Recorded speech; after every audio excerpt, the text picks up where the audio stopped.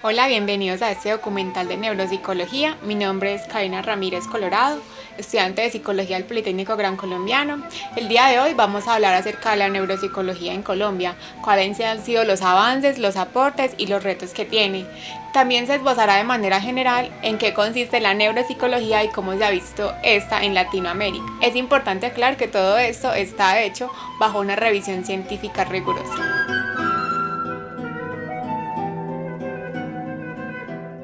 En el libro Fundamentos para la Evaluación Neuropsicológica, escrito por Nancy Heaven y William Milberg, en el capítulo 1 de Introducción a la Neuropsicología, definen a la neuropsicología de manera general como la relación entre cerebro y conducta. Es de resaltar que es una rama de la neurología y no de la psicología. Sin embargo, en esta misma obra los autores afirman que la definición no engloba la multiplicidad de cuestiones y enfoques que han sido empleados para explorar la manera como el sistema nervioso central representa y genera el infinito rango de las capacidades y acciones humanas. La neuropsicología moderna incluye el estudio de problemas clásicos de psicología: atención, aprendizaje, percepción, cognición, personalidad y psicopatología, empleando técnicas donde se incluyen los métodos de la psicología experimental, así como las metodologías de la construcción y psicometría de las pruebas. El marco científico de la neuropsicología incluye tecnologías de punta como imágenes neuronales, estructurales y funcionales de alta definición y otras técnicas como modelado por computadora. A continuación veremos una imagen que es un ejemplo de técnicas de imagenología tomada de la revista Biosalud, encontrada en el buscador Ese Cielo. Los autores Luis Fernando Enrique Suárez y Pilar Rueda. El artículo titula Una revisión básica de las técnicas de neuroimagen en pacientes con enfermedades neurodegenerativas. En la imagen A se puede observar una técnica de imagenología llamada por sus siglas en inglés PET, que significa tomografía tomada por emisión de positrones, la cual proporciona información acerca de la actividad fisiológica de un ser vivo a través de un marcador radioactivo llamado radiolango. Esta puede ser tomada intravenosa, respiratoria u oral. Este se distribuye en las células y presenta mayor acumulación en las áreas con altos niveles de bioquímica. En la imagen A se representan las áreas de color rojizo que indican mayor afinidad con los niveles de bioquímica en un paciente con enfermedad de Alzheimer. Por otra parte, en el cuadro B tenemos una imagen tomada por tensor de difusión, el cual mide propiedades de difusión de las moléculas de agua en los tejidos, principalmente en los tractos de materia blanca, la cual permite reflejar el estado de permeabilidad de la membrana celular, mielinización e integridad axonal. En la imagen B, el tensor nos muestra la dirección principal del tensor de difusión en un paciente con deterioro cognitivo leve. Vemos que el color rojo es la dirección medio-lateral, el color verde nos muestra la dirección antero-posterior y el color azul la orientación dorsoventral. En la última imagen, la C, es una imagen tomada por resonancia magnética de corte coronal. Esta técnica permite detallar los órganos y tejidos. En la imagen se puede detallar el daño de algunos tejidos dañados en un paciente con demencia frontotemporal. De acuerdo con lo anterior y en concordancia con lo que dice la revista CES de Psicología, volumen 7, se puede afirmar que los avances que ha tenido la neurociencia y las ciencias cognitivas han logrado que la neuropsicología se vea beneficiada de esto, ya que han permitido confirmar supuestos y reformular nuevas teorías y teorías clásicas. Sin embargo, estos avances, como el estudio con neuroimágenes, la comprensión del estudio cerebral en términos de redes neuronales y módulos y entre otros, también ha despertado nuevas cuestiones y enigmas que animan el desarrollo científico.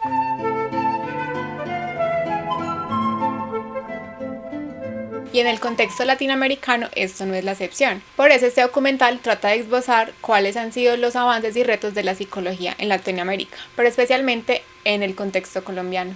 Entre las revisiones de revistas se encontró una de Psicología de Universidad del Valle llamada GEPU, volumen 8, titula Descubriendo las raíces de la neuropsicología latinoamericana, las culturas precolombinas y el cerebro. Se expone que uno de los aportes a la neuropsicología latina fue el descubrimiento de la trepanación como técnica terapéutica en la cultura inca, donde la practicaban a quienes habían sufrido alguna clase de trauma cráneoencefálico producida por las guerras entre pueblos y a personas con problemas epilépticos. Sin embargo, la trepanación era considerada como una liberación de espíritus malignos. Como lo dice Alvarado en este mismo artículo en el 2004, la principal razón por la cual los precolombinos realizaban estas trepanaciones eran con fines terapéuticos, pues así creían que la parte frontal del cerebro era el refugio de malos espíritus. Sabían que la alteración de esa zona cerebral produciría cambios importantes en el comportamiento, teniendo en cuenta las razones esbozadas anteriormente de por qué los incas realizaban las prácticas trepanatorias.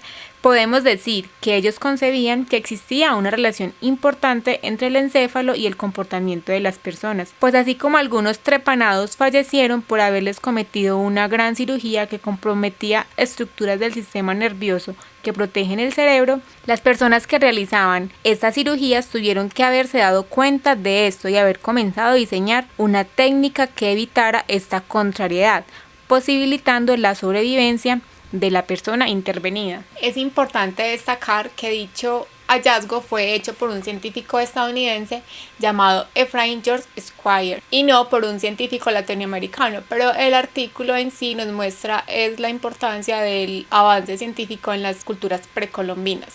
Se encontró también que uno de los grandes avances ha sido el estudio de baterías en neuropsicología, especialmente para la población infantil, como lo menciona el libro Tendencias del Programa de Psicología en el capítulo 3. También en esta misma obra mencionan que en México también predomina una influencia de psicología organizacional y en Panamá también se hace un enfoque desde la producción académica de artículos científicos. Otra de las grandes contribuciones en el contexto latinoamericano en cuestiones de neuropsicología han sido hechas por el país de Brasil, como se puede evidenciar en la revista Estudios e Investigaciones en Psicología de la Universidad del Estado de Río de Janeiro. Neuropsicología en Brasil, pasado, presente y futuro, se exponen los avances en investigaciones, los instrumentos de evaluación neuropsicológica brasileños y las técnicas de neuroimagen.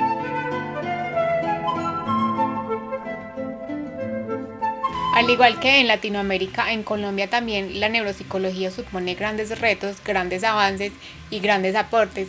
Para conocer más acerca de esto, es necesario remitirnos a la historia de la neuropsicología en Colombia. Para ello, buscamos en la revista Neuropsicología, Neuropsiquiatría y Neurociencia de la doctora Luz Marina Galeano, en el capítulo La neuropsicología en Colombia. Dentro de este artículo científico se expone que dentro del desarrollo histórico que presenta el origen y desarrollo de la neuropsicología no se puede pasar por alto lo sucedido en Colombia, donde de acuerdo con Ardila y Rosselli en 1992, el interés y el trabajo en neuropsicología son relativamente jóvenes, aunque aparecen en nuestro medio junto con la psiquiatría y la neurología. Las primeras publicaciones datan de finales del siglo pasado a principios de este, y se incluyen algunos temas neuropsicológicos en los planes de estudio de varias facultades de la medicina.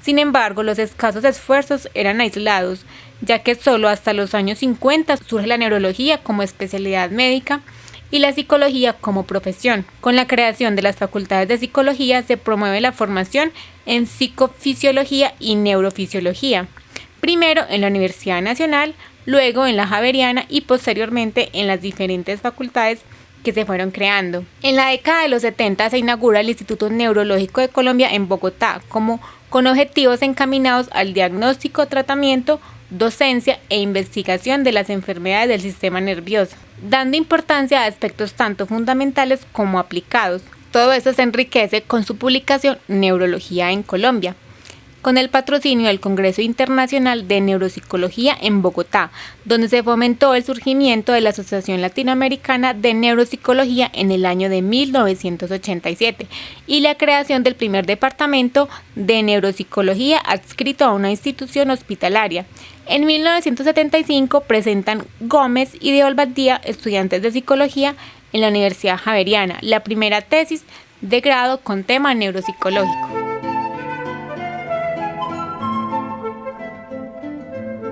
La neuropsicología como cátedra nace en los años de 1980 en la Universidad de San Buenaventura, creando así los primeros pilares para la formación de los profesionales en esta área. Sin embargo, actualmente la cátedra de neuropsicología tiene fuerza en la Universidad del Valle, en la Universidad de los Andes, en la Universidad Javeriana, entre otras. Cuenta con especializaciones y con maestrías también, y también se da en modalidad virtual. Uno de los avances más significativos en Colombia en cuanto a las neurociencias ha sido el desarrollo e incremento de investigaciones, las cuales han sido bastante significativas. Estas son auspiciadas por Colciencias. Dentro de Colciencias se encuentran adscritas universidades e instituciones prestadoras de salud. Dentro de las instituciones más destacadas está el Grupo de Neurociencias de Antioquia. El Grupo de Neurociencias de Antioquia, el GNA, está dentro de los grupos más destacados de Colciencias. Este está inscrito al Hospital Universitario San Vicente de Paúl y es liderado por el Dr. Francisco Lopera. El grupo trabaja en evaluación, diagnóstico, rehabilitación e investigación. En este aspecto se han realizado importantes avances en las demencias de origen genético, como la enfermedad de Alzheimer, la demencia de Corea de Huntington y la demencia de la enfermedad de Wilson, entre otras. Su liderazgo ha recibido reconocimientos nacionales e internacionales.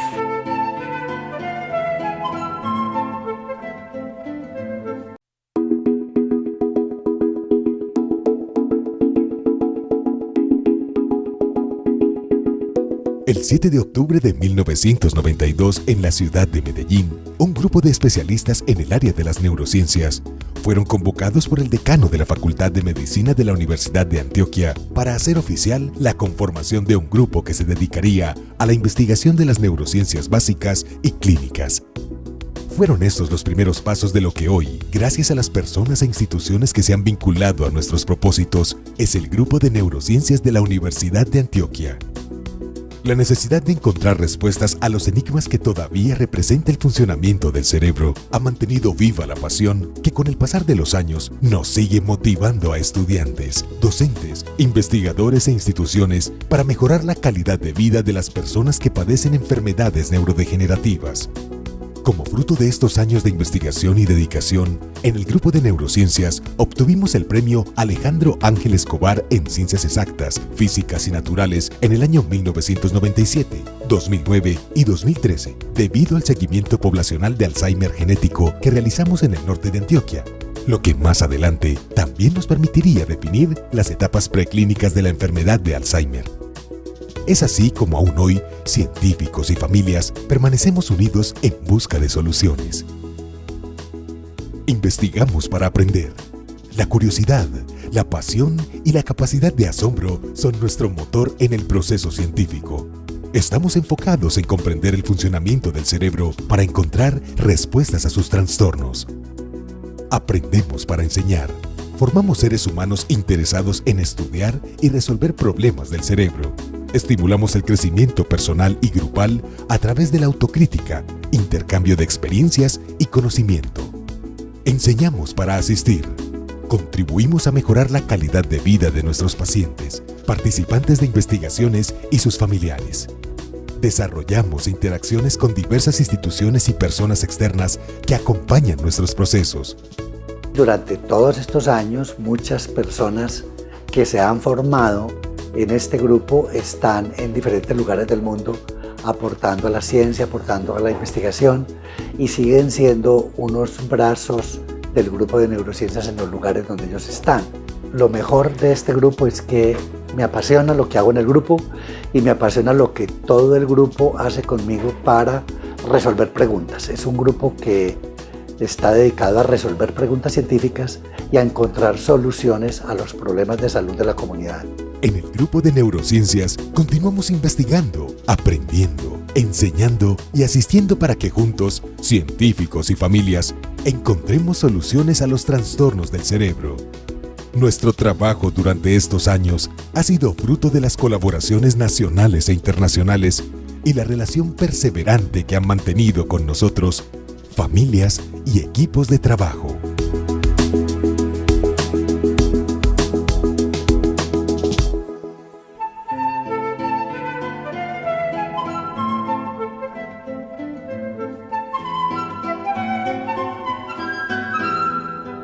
En 1980 se incrementa paulatinamente el ejercicio en instituciones de neuropsicología y neurociencias.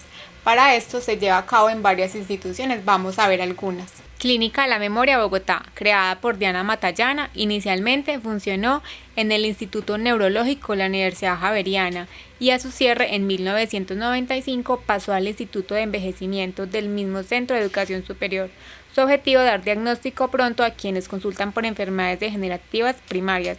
También se ha destacado por su trabajo en demencias. Realizan actividades a nivel de evaluación, diagnóstico, rehabilitación, capacitación e investigación. Otra institución es el Instituto Colombiano de Neurociencias, institución privada y liderada por Jorge Eslava y Lidia Mejía de Eslava, que ejerce su acción en dos ámbitos fundamentales: como institución prestadora de servicios de salud y como entidad de capacitación, investigación y ejecución de proyectos. Otra institución es el Instituto de Neurociencias Aplicadas, por sus siglas INEA. Es una institución sin ánimo de lucro dedicada a la valoración, intervención y capacitación en problemas neuropsicológicos, neuropedagógicos, del neurodesarrollo y de la neurorehabilitación en niños, jóvenes y adultos. El desarrollo de su misión y visión pone a su disposición el programa de intervención integral con el modelo neuropedagógico y programas de neuroeducación continuada dirigidos a psicólogos, psicopedagogos, licenciados en educación, fonoaudiólogos, terapeutas ocupacionales y demás profesionales relacionados con el área de la salud y la educación.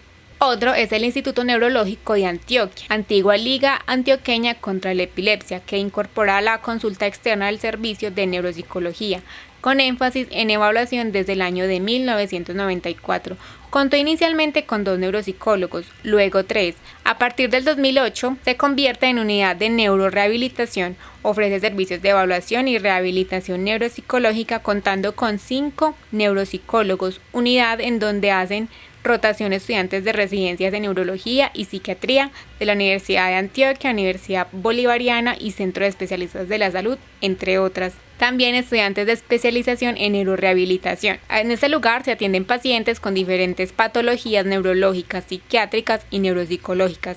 La unidad también participa en 2 programas institucionales. Uno es el programa de cirugía de epilepsia, donde el neuropsicólogo practica en la evaluación pre- y postquirúrgica de los pacientes quirúrgicos y además en la realización del test de WADA. Y el otro programa es el de estimulación cerebral profunda para trastornos del movimiento y trastornos psiquiátricos, donde a través de la evaluación neuropsicológica se aporta en la selección de candidatos al procedimiento. Entre otros de los aportes significativos a la neuropsicología en Colombia se encuentran los realizados por el doctor Alfredo Ardila, quien es egresado como psicólogo de la Universidad Nacional y quien también realizó un doctorado de neuropsicología en la Universidad de Moscú. Las líneas de investigación del doctor Ardila, que incluye la fisiología de la dislexia y temas como la caracterización de las afasias y entre otros temas relacionados con la neuroeducación. También fue el fundador de la revista de neurociencia, neuropsiquiatría y neuropsicología. Se ha desempeñado como escritor y también como científico. A continuación vamos a ver de manera ligera algunas de sus obras. Su obra Neuropsicología del Desarrollo Infantil se divide en 4 partes. La primera incluye la historia, los conceptos y los objetivos de la neuropsicología infantil. El segundo corresponde al desarrollo cognitivo y la maduración cerebral. La tercera parte, el desarrollo de la asimetría cerebral. Por último, la cuarta parte, que corresponde a la evaluación neuropsicológica infantil. Otra obra significativa de Alfredo Ardila ha sido la neuropsicología en los trastornos de aprendizaje, en el cual hacen alusión a esos trastornos como la dislexia, el trastorno de la expresión escrita, la discalculia, disfasia del desarrollo, trastorno de aprendizaje de tipo no verbal y otros trastornos específicos del aprendizaje.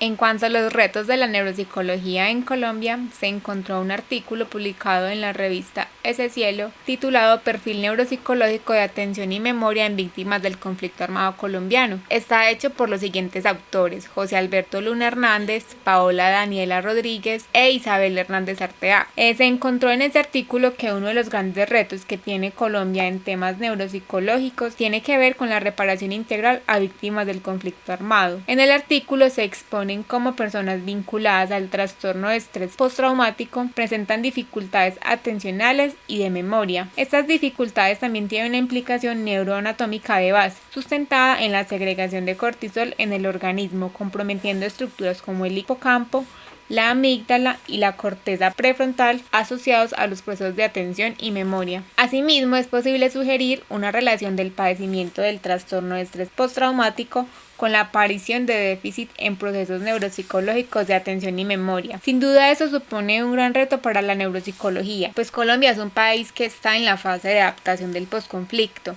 y que el Estado debe favorecer la rehabilitación, o en este caso la neurorehabilitación, como parte del proceso integral a víctimas propuestas en la Ley 1448. Se supone que es un número significativo de personas, pues según el mismo artículo, 1 de cada 10 personas en Colombia son víctimas del conflicto armado. Para sustentar el anterior estudio se encontró un artículo hecho por la revista Diagnosis Fundación PROSAM en Argentina en el año 2016 en el buscador Dialnet. Titula La neuropsicología del trastorno por estrés postraumático.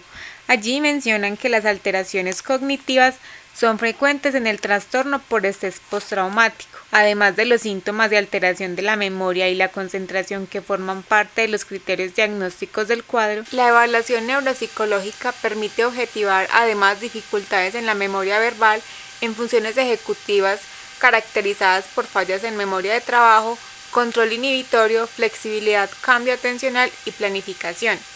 Esos pacientes presentan afección en el lóbulo temporal medial, en el eje hipotálamo hipoficiario adrenal. Esos aspectos neurobiológicos y neuropsicológicos poseen relevancia significativa para el curso de la enfermedad y el tratamiento de los pacientes. El trastorno de estrés postraumático es de particular interés para la neuropsicología, ya que al tratarse de un trastorno mental crónico desencadenado por un evento externo, permite estudiar las consecuencias biológicas y cognitivas de un fenómeno psicológico. La perspectiva neurobiológica plantea que la exposición a un estresor extremo genera una cascada de respuestas corporales y también cerebrales. En las respuestas normales al estrés consideradas adaptativas, estas respuestas desaparecen tras el evento y el cuerpo retorna a su funcionamiento habitual. Sin embargo, en los sujetos con este trastorno, los mecanismos homeostáticos del organismo no son capaces de volver al funcionamiento normal.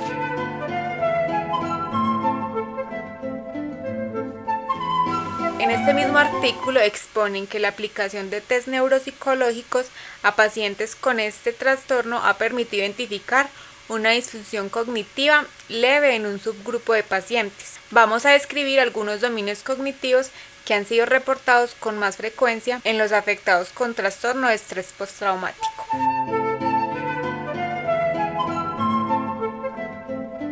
Tanto en niños como en adultos con este trastorno está asociado a un menor coeficiente intelectual comparado con el de sujetos expuestos al trauma que no desarrollaron trastorno de estrés postraumático. Estudios correlacionales mostraron también una revisión inversa entre el trastorno de estrés postraumático y el desempeño intelectual aún luego de controlar la severidad del estresor. Un trabajo que utilizó registros de archivo previos al desarrollo del estrés postraumático demostró también la existencia de una relación direccional entre inteligencia y trastorno de estrés postraumático, en la que un coeficiente intelectual alto cumpliría un rol protector luego de la exposición al trauma, reduciendo el riesgo de trastorno de estrés postraumático. Esto lo afirma el autor Macklin en 1998.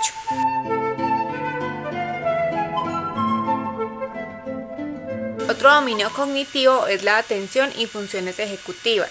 Las quejas de trastorno de la atención y de concentración son sumamente frecuentes en esos pacientes, a tal punto que constituyen un criterio diagnóstico en el DSM-5. De manera consciente con esto, los pacientes suelen presentar un déficit relativo en tareas neuropsicológicas atencionales, aunque no todas las variables de la atención se hallan igualmente comprometidas. Siguiendo el modelo de atención de Mirsky, que considera 4 aspectos de la atención, que son focalizar, sostener, cambiar y codificar. Observó en un estudio con veteranos de guerra que las tareas que requerían sostener y codificar se hallaron comprometidas, pero no así los otros 2 aspectos. Las tareas utilizadas fueron el CEPT, que requiere la atención sostenida, repetición de dígitos y cálculo mental, que requiere codificación, cancelación de letras y stop, que requiere focalizar y ejecutar, y la clasificación de cartas, que requiere cambiar. Otros estudios también, según ese mismo artículo, coinciden en estos hallazgos. La falla más general de inhibir respuestas inapropiadas y perseverar en respuestas puede contribuir al desempeño deficitario a lo largo de los distintos dominios cognitivos. Al identificar un patrón de desinhibición y de errores de comisión en las tareas de atención y memoria, Barthelin usó los errores de comisión, falsos positivos y errores de intrusión para crear un factor de intrusión cognitiva, derivado del análisis de los componentes principales, y halló que la tendencia a cometer intrusiones en tareas emocionalmente neutras estaba correlacionada positivamente con la reexperimentación de síntomas y negativamente correlacionada con síntomas de evitación-sopor, cuando se controla a otros grupos de síntomas de trastorno de estrés postraumático. También otro autor, Cohen, encontró que el trastorno de estrés postraumático estaba asociado con perseveración de respuestas sugestiva de difusión de corteza prefrontal ventromedial. También en este mismo artículo se menciona que se ha demostrado en estudios un bajo rendimiento en pruebas de funciones ejecutivas, tales como el control inhibitorio, flexibilidad y control atencional, memoria de trabajo espacial, planificación y memoria de trabajo en pacientes con sintomatología depresiva. En otros estudios se ha demostrado que en los pacientes con trastorno de estrés postraumático su rendimiento fue por debajo de la media en atención selectiva, velocidad de procesamiento y control inhibitorio.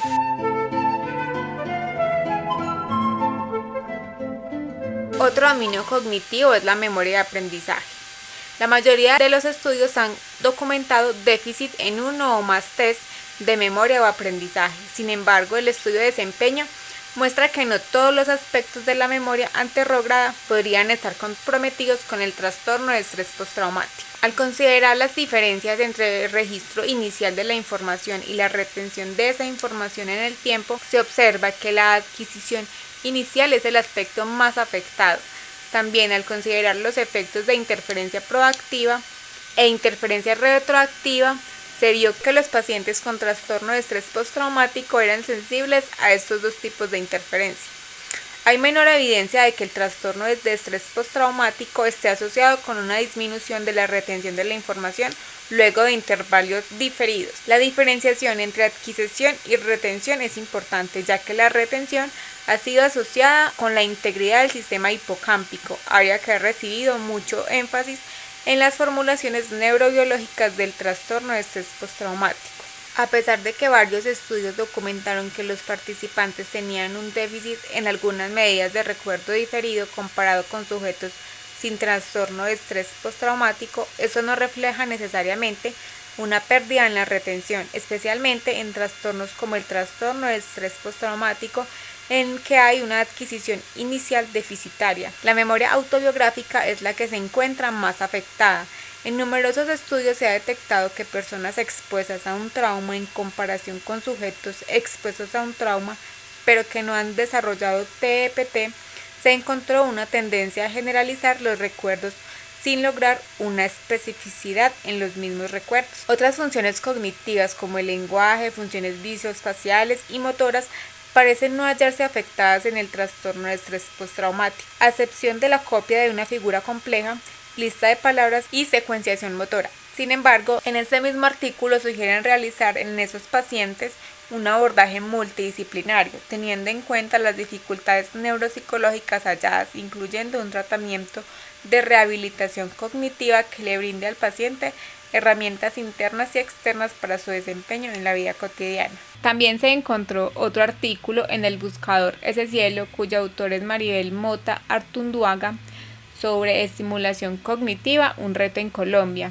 En él expresan que según datos del DAN, el crecimiento poblacional muestra un aumento evidente de la población adulta mayor, mientras que la población general se incrementa en 1.9% en promedio anual. La población mayor de 80 años crece en una tasa promedio anual del 4%. Estos datos demográficos hacen que tome relevancia para los investigadores y científicos colombianos de las áreas de la psicología y de la neuropsicología. Por esta razón, la psicoestimulación cognitiva toma importancia como un posible medio para mejorar la calidad de vida de las personas, principalmente del adulto mayor, mediante la intervención en las funciones cognitivas superiores que se ven afectadas. Para ello es necesario realizar intervenciones que aseguren una adecuada adaptación del adulto mayor a los cambios ambientales, suministrándole mecanismos para que adquieran estrategias compensatorias y le ayuden a mantener su competencia social y, por supuesto, una mejora en su calidad de vida, disminuyendo así el riesgo de deterioro cognitivo que puede producirse como patología en el aumento de la edad. Precisamente los programas de estimulación cognitiva están diseñados para estimular las áreas que presentan déficit, haciendo que decremente el desempeño de las funciones superiores, ya sean propios del envejecimiento normal o aquellos que se dan por procesos patológicos tengan un menor impacto en la calidad de vida del individuo.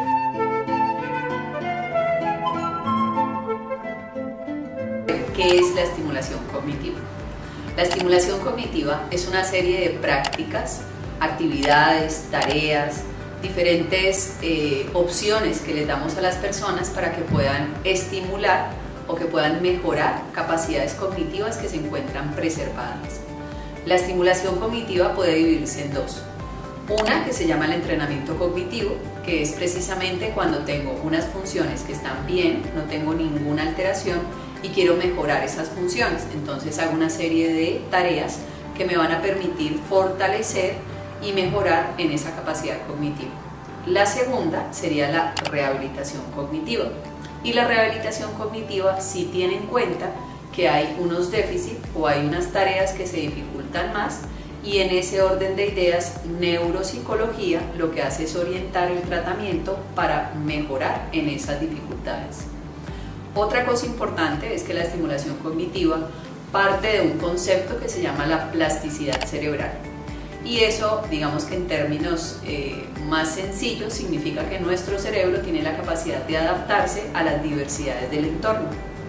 Eso significa que entre la estimulación podríamos lograr que neuronas y que incluso vías que están alteradas por la enfermedad pueden mejorarse o pueden buscar caminos alternos para obtener mejores desempeños en las diferentes tareas propuestas y, por supuesto, en las actividades de la vida diaria.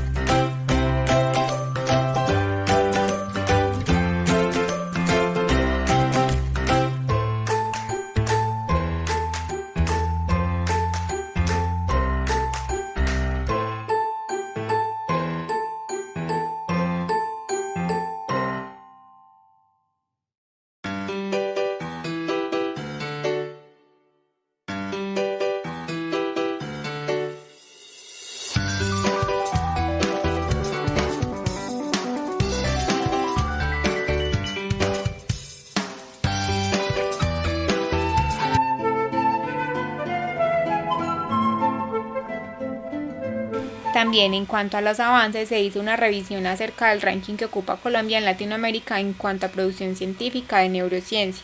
Para ello se hizo una revisión en la página Simago Journal y Country Rank, que mide el ranking de las publicaciones científicas hechas en cada país. Como se observa, Colombia ocupa el quinto lugar en Latinoamérica, publicando 267 documentos de neurociencia. En el primer lugar está Brasil, en el segundo México, en el tercero Argentina y en el cuarto Chile. Eso ha sido todo en este documental. Finalizo con una frase de Alexander Luria que dice: para poder progresar desde el establecimiento del síntoma hasta la localización de la actividad mental correspondiente queda aún mucho por hacer. Lo anteriormente mencionado por Luria nos da a entender que el papel de la neuropsicología nos da el acceso al conocimiento. Sin embargo, más allá del conocimiento y de lo que quede por descubrir, es la utilidad que le damos al conocimiento. En este caso, pues sería mejorar la calidad de vida de los pacientes para que puedan reintegrarse a su cotidianidad con normalidad. Espero les haya gustado y que les sirva de mucho. A continuación los dejaré con los créditos de las fuentes utilizadas para hacer este documental.